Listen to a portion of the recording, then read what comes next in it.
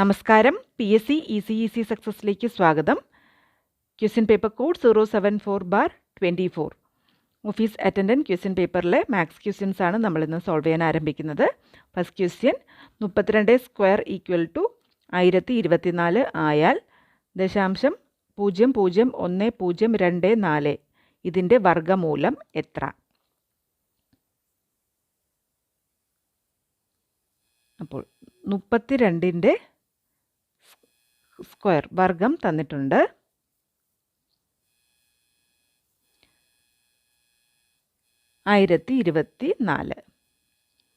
നമുക്ക് കണ്ടുപിടിക്കേണ്ടത് 0.001024. അപ്പോൾ ഇവിടെ 1 2 3 4 5 6 ഇവിടെ 6 അക്കങ്ങളാണുള്ളത് ദശാംശത്തിന് ശേഷം. അപ്പോൾ അതിൻ്റെ വർഗ്ഗമൂലത്തിൽ എത്ര ആവും വരേണ്ടത്? 3 അക്കങ്ങളെ അതിൻ്റെ വർഗ്ഗമൂലത്തിൽ വരികയുള്ളൂ. അപ്പോൾ നമുക്ക് 32 ആണെന്നറിയാം. അപ്പോൾ 32ന് ദശാംശ സ്ഥാനം ഇടുമ്പോൾ 0 പോയിൻറ്റ്, ഇത് എൻ്റെ അർത്ഥം ദശാംശത്തിൻ്റെ ഈ ഭാഗത്തേക്ക് ഇടതുവശത്തേക്ക് മറ്റ് സംഖ്യകളൊന്നും ഇല്ല എന്നുള്ളതാണ്. ഇനി 32ന് മുൻപേ ഒരു 0 ഇട്ട് 32. അപ്പോൾ അതിൻ്റെ വർഗ്ഗമൂലത്തിൽ 3 ദശാംശ സംഖ്യകൾ വന്നു. അപ്പോൾ വർഗത്തിൽ 6 അക്കങ്ങളുണ്ടെങ്കിൽ വർഗ്ഗമൂലം കാണുമ്പോൾ അവിടെ അതിൻ്റെ പകുതി 3 വരേണ്ടത്. അപ്പോൾ 0.032 ഇതാണ് ഉത്തരം.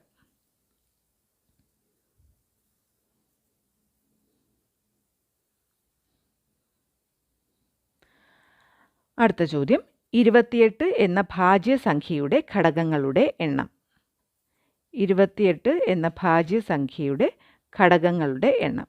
അപ്പോൾ 28 ഭാജ്യസംഖ്യ എന്ന് പറഞ്ഞാൽ കോമ്പോസിറ്റ് നമ്പർ. ഇതിൻ്റെ ഘടകങ്ങൾ 1 2 4 7 14 28.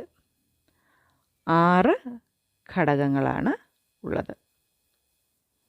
28ന് ഒരു പ്രത്യേകതയുണ്ട്, അതൊരു അനഘസംഖ്യ, പെർഫെക്റ്റ് നമ്പർ അഥവാ പരിപൂർണ സംഖ്യ എന്ന് പറയും. കാരണം 28 ഒഴികെയുള്ള മറ്റ് ഘടകങ്ങൾ എടുത്താൽ 1 2 4 നമ്മൾ ഇതിനു മുമ്പും പറഞ്ഞിട്ടുള്ളതാണ്. ഇതിൻ്റെ എല്ലാം കൂടി തുക കാണുക, സം കാണുക. അപ്പോൾ 28 തന്നെയാണ് കിട്ടുന്നത്. അതുകൊണ്ട് തന്നെ ഇതൊരു അനഘസംഖ്യ അഥവാ പെർഫെക്റ്റ് നമ്പറാണ്. അപ്പോൾ നമ്മുടെ ചോദ്യത്തിൻ്റെ ഉത്തരം ഇതിന് എത്ര ഘടകങ്ങളാണ് ഉള്ളത്? 6 എന്നുള്ളതാണ് ഉത്തരം. Option A. അടുത്ത ചോദ്യം, 3 + 6 + 9 + etc. up to 180 ഇതിൻ്റെ തുക കാണാനുള്ളതാണ് അടുത്ത ചോദ്യം. 3 + 6 3ൽ തുടങ്ങി 3 ഇടവിട്ടുള്ള സംഖ്യകൾ 180 വരെ. അപ്പോൾ ഇത് എത്ര സംഖ്യകൾ ഉണ്ടായിരിക്കും? ഇത് 3ലാണ് തുടങ്ങുന്നതും 180 വരെയാണ്. 3ൻ്റെ ഘടകങ്ങളാണ്. അപ്പോൾ 180/3 ചെയ്താൽ 60 സംഖ്യകളായിരിക്കും ഉണ്ടാകുന്നത്. ഇങ്ങനെ നമുക്ക് ഡയറക്റ്റ് കണ്ടുപിടിക്കാം. അല്ലെങ്കിൽ നമ്മൾ ഫോർമുലയിലിട്ട്, ഫോർമുലയൊന്നും യൂസ് ചെയ്യേണ്ട ആവശ്യമില്ല. സാധാരണ ഉപയോഗിക്കുന്ന നമ്പർ ഓഫ് ടേംസ് കാണാൻ last term minus first term divided by common difference plus 1 എന്നുള്ളൊരു ഫോർമുലയുണ്ട്. അപ്പോൾ ഇവിടെ അതിൻ്റെ ആവശ്യമില്ല, കാരണം തുടങ്ങുന്നത് തന്നെ 3ലാണ്. അതിന് തുടങ്ങി 180 വരെയുള്ളതാണ്. അപ്പോൾ ഡയറക്റ്റായിട്ട് ഇങ്ങനെ കണ്ടുപിടിക്കാം. ഇത് കിട്ടിയില്ലെങ്കിൽ മാത്രം ഈ ഫോർമുലയിലിട്ട് ഉപയോഗിക്കുക. അത് കുറച്ച് സമയം കൂടുതലെടുക്കും. ഇനി തുക കണ്ടുപിടിക്കാൻ n/2 × 2a + n-1d എന്ന ഫോർമുല. അപ്പോൾ സംഖ്യകളുടെ എണ്ണം 60/2. 2 × a എന്ന് പറഞ്ഞാൽ ഒന്നാമത്തെ സംഖ്യയായ 3 പ്ലസ് 60 - 1 × d പൊതുവ്യത്യാസം 3 = 30 × 6 + 59 × 3 = 30 × 6 + 177 30 × 183 3 9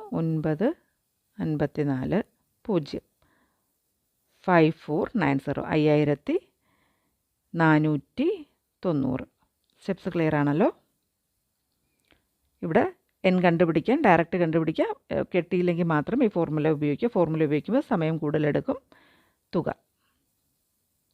ഉത്തരം 5590, 5490. Option A.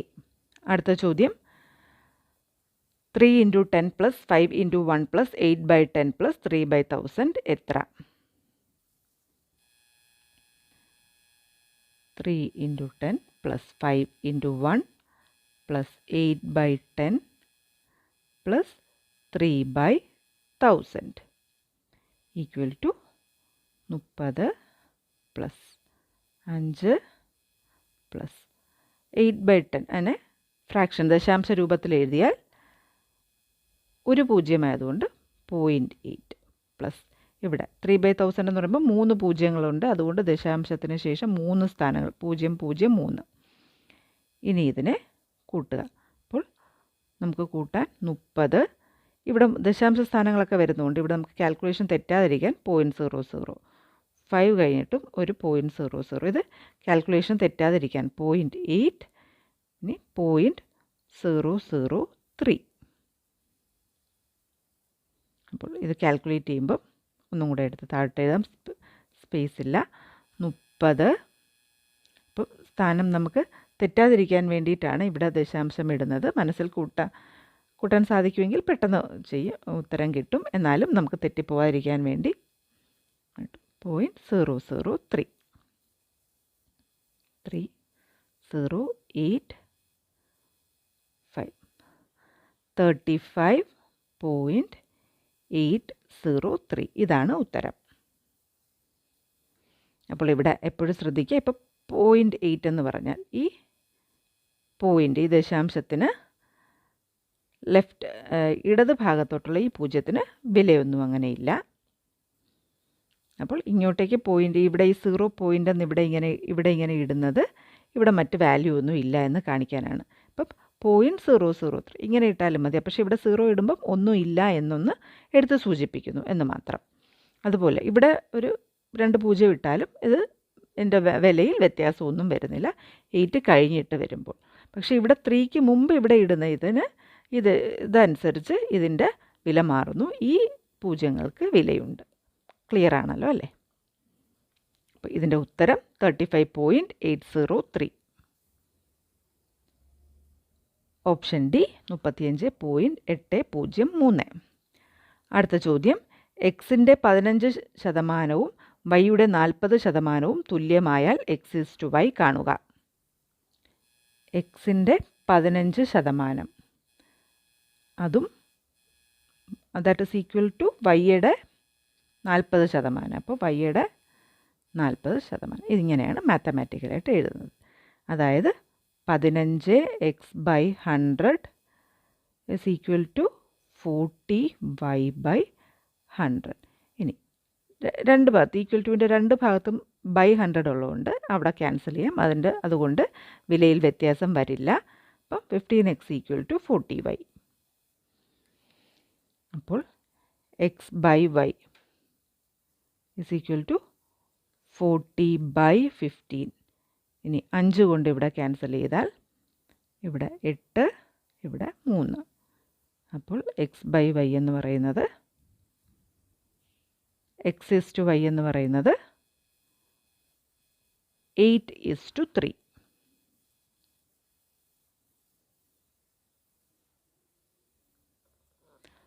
ഓപ്ഷൻ ബി 8:3 എന്നുള്ളതാണ് ഉത്തരമായി വരുന്നത്.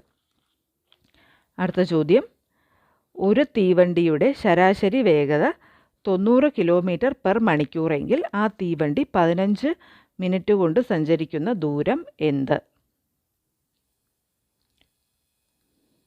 അപ്പോൾ ഇവിടെ വേഗത, തീവണ്ടിയുടെ വേഗത തന്നിട്ടുണ്ട്. 90 കിലോമീറ്ററാണ് ഒരു മണിക്കൂറിൽ സഞ്ചരിക്കുന്നത്. നമുക്ക് കണ്ടുപിടിക്കേണ്ടത് 15 മിനിറ്റിൽ സഞ്ചരിക്കുന്ന ദൂരം. അപ്പം 15 മിനിറ്റ് എന്ന് പറഞ്ഞാൽ മണിക്കൂറിലേക്ക് ആക്കുക. 15/60 മണിക്കൂറാണ്.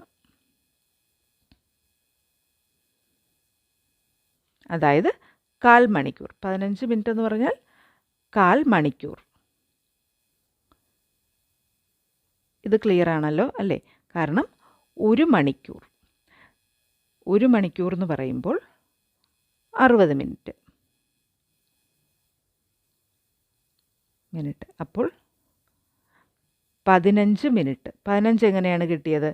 15 എന്ന് പറയുന്നത് ഈ 60 ഡിവൈഡഡ് ബൈ 4 15 എന്ന് പറയുന്നത്.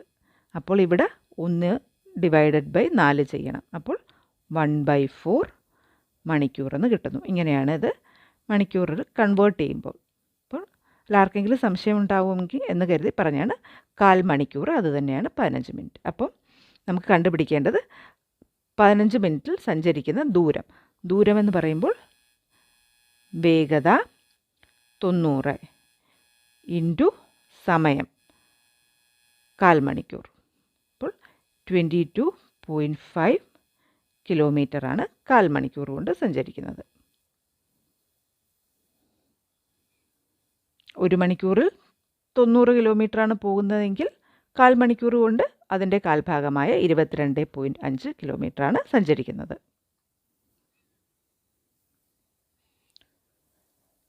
Option C. അടുത്ത ചോദ്യം, 1250 രൂപ 5% സാധാരണ പലിശ നിരക്കിൽ ബാങ്കിൽ നിക്ഷേപിച്ചാൽ 1750 രൂപ കിട്ടുന്നതിന് എത്ര വർഷം വേണം? നിക്ഷേപിക്കുന്ന തുക 1250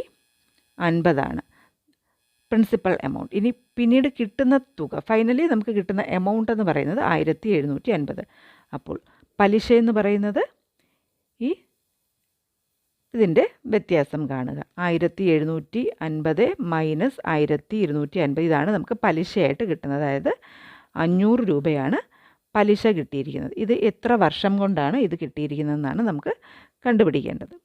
അപ്പോൾ എപ്പോഴും ബേസിക് ആയിട്ടുള്ള ഒരു formula, interest is equal to PNR/100.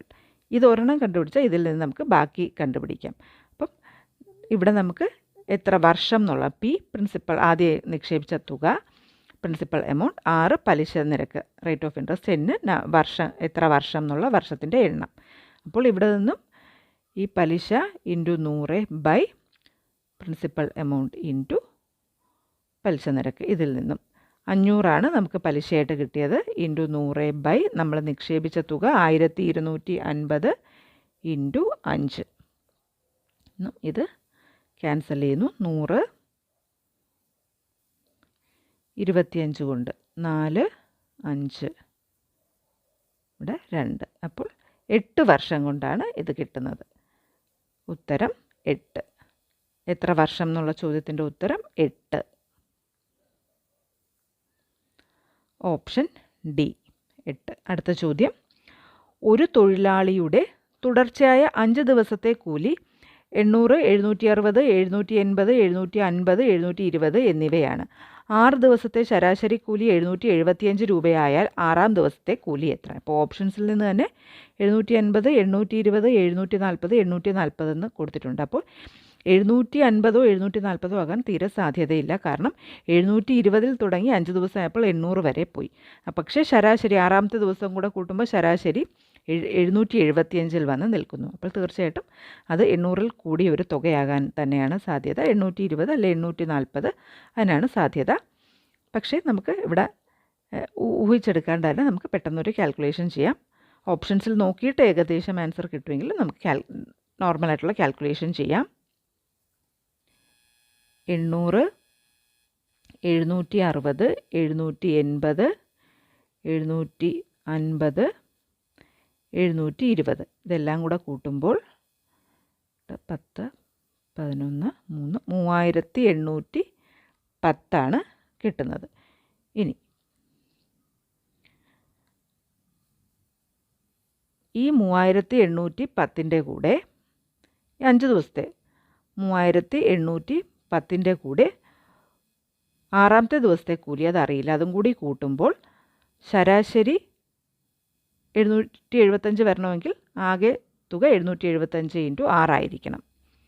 അപ്പോൾ 810 കൂടെ കൂട്ടുമ്പോൾ 33 4 4650. അപ്പോൾ ആറാമത്തെ ദിവസത്തെ കൂലി എന്ന് പറയുന്നത് 4650 മൈനസ് 3810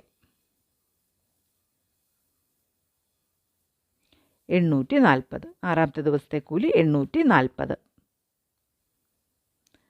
ഓപ്ഷൻ ഡി 840. അടുത്ത ചോദ്യം, ഒരു സംഖ്യയുടെ 40% 160 ആയാൽ ആ സംഖ്യയുടെ 30% എത്ര?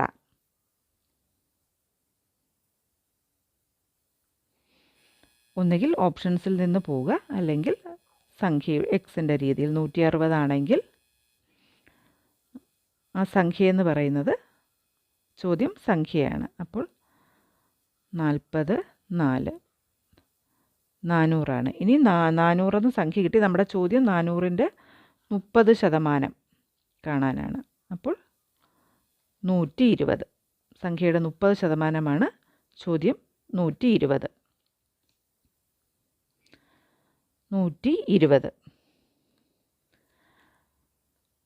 അടുത്ത ചോദ്യം, 48 മൈനസ് 12 ഗുണം 3 plus 8 divided by 10 minus 18 divided by 3. 48 minus 12 into 3 plus 8 divided by 10 minus 18 divided by 3. അപ്പോൾ ഇവിടെ ബോർഡ് മാസ് പ്രകാരം 48 മൈനസ് 36 ഇതാദ്യം ചെയ്യുന്നു. 12 into 3 36 plus 8 divided by 10 minus ഇവിടെ ഡിനോമിനേറ്ററിൽ ഇതാദ്യം ചെയ്യുന്നു. ഡിവിഷൻ 6 ഈക്വൽ ടു 48 മൈനസ് 36 ഇത് ഒരുമിച്ചുണ്ട്. 12 plus 8 divided by 4 equal to 20 by 4 equal to 5. 5 എന്നുള്ളതാണ് ഉത്തരം. Option B 5. അപ്പോൾ ആദ്യത്തെ 10 ചോദ്യങ്ങളാണ് ഇന്നത്തെ ക്ലാസ്സിൽ ഉൾപ്പെടുത്തിയിട്ടുള്ളത്. അടുത്ത 10 ചോദ്യങ്ങൾ അടുത്ത ക്ലാസ്സിലായിട്ട് ഉൾപ്പെടുത്തി ഉടനെ തന്നെ വീഡിയോ അപ്ലോഡ് ചെയ്യുന്നതാണ്. ഉപകാരപ്രദമായി തോന്നിയിട്ടുണ്ടെങ്കിൽ ലൈക്ക് ചെയ്യുക, ഷെയർ ചെയ്യുക, സബ്സ്ക്രൈബ് ചെയ്യുക. നിങ്ങളുടെ അഭിപ്രായം കമൻറ്റ് ബോക്സ് വഴി അറിയിക്കുക. അടുത്ത ക്ലാസ്സിൽ വീണ്ടും കാണാം. താങ്ക്